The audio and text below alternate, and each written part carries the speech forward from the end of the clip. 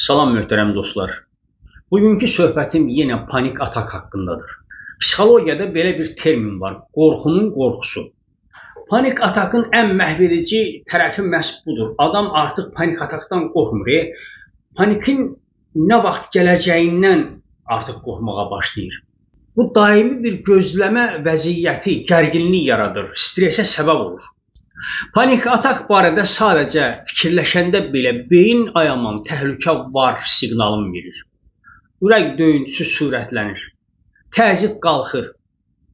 Nəfəs dərinləşir, əzələlərə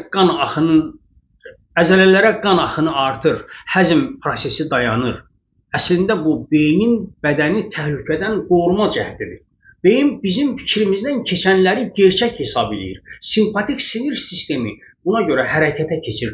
Orqanlar dərhal ya qaç ya döyüş moduna keçir. Məqsəd nədir? Məqsəd bədəni təhlükədən xilas eləmək. Dostlar, mən bilirəm ki, çətin məsələdən bəhs eləyirəm.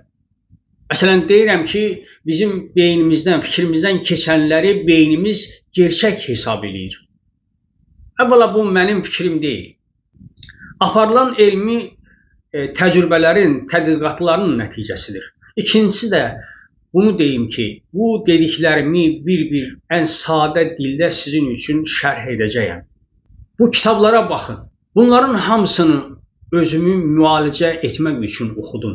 İnternetdən istifadə imkanları yarandıqdan sonra oxuduqlarımın hesabını itirdim. Yəni, demək istəyirəm ki, xüsusən panik atakdan əziyyət çəkənlər üçün eyni zamanda buna diqqət edin.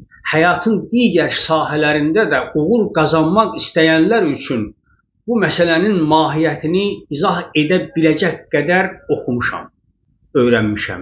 Sadəcə videolarımı izləməyə davam edin, bəyənin, paylaşın.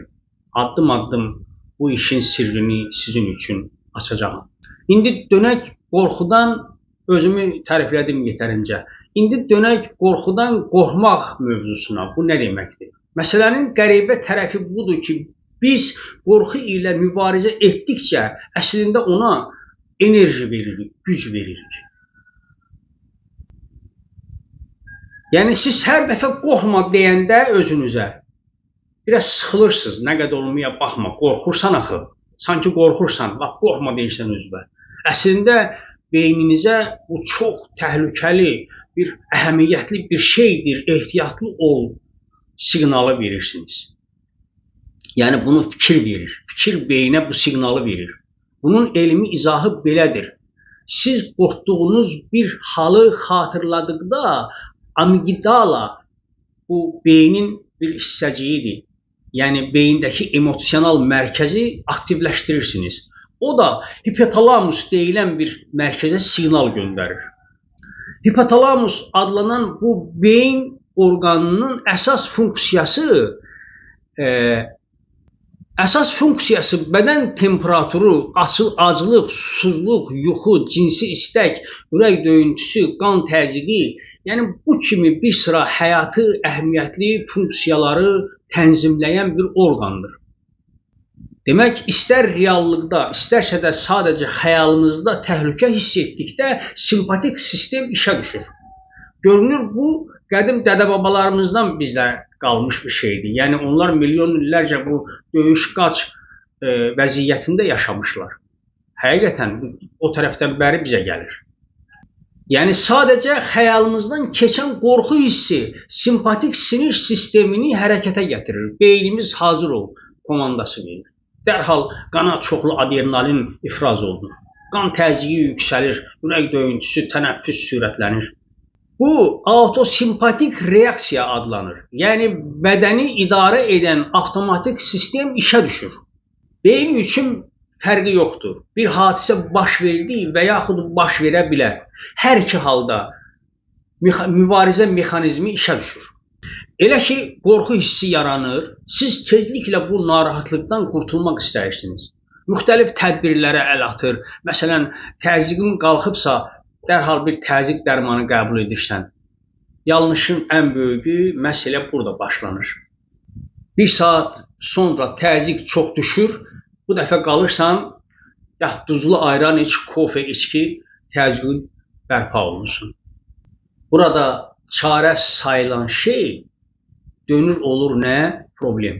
Yəni bir şeydən çarə istəyirsən, həmin şeyin özü sənin üçün problemə dönür. Məsələn, siz deyirsiniz, mən yenə də özümü pis hiss elədim. Yox, mən bu işdən, mən bundan qurtulmalıyam. Niyə buna mən çarə tapa bilmirəm? Yox, deyəsən mənim ürəyim xəstədir. Yox, ciddi bir xəstəliyim var. Məhz bu dediklərimiz vəziyyəti daha da ağırlaşdırır. Sən həll axtarırkən problemi daim aktiv vəziyyətə gətirirsən. Sanıram artıq bu qorxudan necə qurtulma haqqında danışmam gərəkdir. Çünki yəni izləyicilərin hamısı çox vaxt istəyir ki, sonunda bir bilsin, görsün bu necə olur, bunu necə qurtulaq bundan. Siz o bəyənmə işarəsini vurun, mən davam edəcəyəm. Bundan öncəki söhbətimdə belə bir söz başlığı etmişdim. Panik atak beynimizin bizə oynadığı bir oyundur. İndi dostlar, bu oyunu udmaq üçün, dayandırmaq üçün nə etməliyik? Yəqin ki, oyunun prinsiplərini, mexanizmini öyrənməliyik. Elə deyil. Baxın dostlar, diqqətlə dinləyin. Sadəcə ürəyiniz tez-tez vurmağa başlayanda və yaxud qəfil bir yeriniz ağrıyanda, narahatlıq hiss eləyəndə təhlükə var siqnalı işə düşür. Bu avtomatik simpatik sistem adlanır. Elm sübut edir ki, beyin nəyə fokuslanırsa, o güclənir. Bu sözə bir daha diqqət edin. Beyin nəyə fokuslanırsa, o güclənir. Niyə belədir? Bunun arxasında duran elmi mexanizm çox sadə, eyni zamanda çox maraqlı bir prosesdir. Sizdə panika başlayanda bədən avtomatik təhlükə var siqnalını işə salır. Bu köhnə sinir yolu ilə işləyən, yəni bir neyron digərini təkrar oyadırsa, onların arasında əlaqə, simpatik bağ güclənir. İndi bunu mən sadə sözlərlə izah etməyə çalışacağam, nə dedim. Bizi stresə aparan yol sürüşkənləşir, yəni bu deməkdir. Yol xəritəsini nəzərə gətirin. Beynimizdəki hər bir fikir, hərəkət və ya diqqət müəyyən bir neyron yolunu aktivləşdirir. Bu yol nə qədər çox işlənərsə, bir o qədər sürüşkən hala gəlir. Həm də güclü olur. Eyni bir cığırla daim gəzdikcə dərinləşdiyi kimi yol yaranır insanın beynində. Bir at arabası eyni yolla çox gedib gəldikdə həmin yol dərinləşir. Artıq siz nəzarət etməsəniz də təkərlər həmin yolla gedir. Demək nə etməli? Köhnə yola baryer qoyaraq yeni yollar yaratmaq lazımdır. Bu mümkündürmü? Bəli, mümkündür.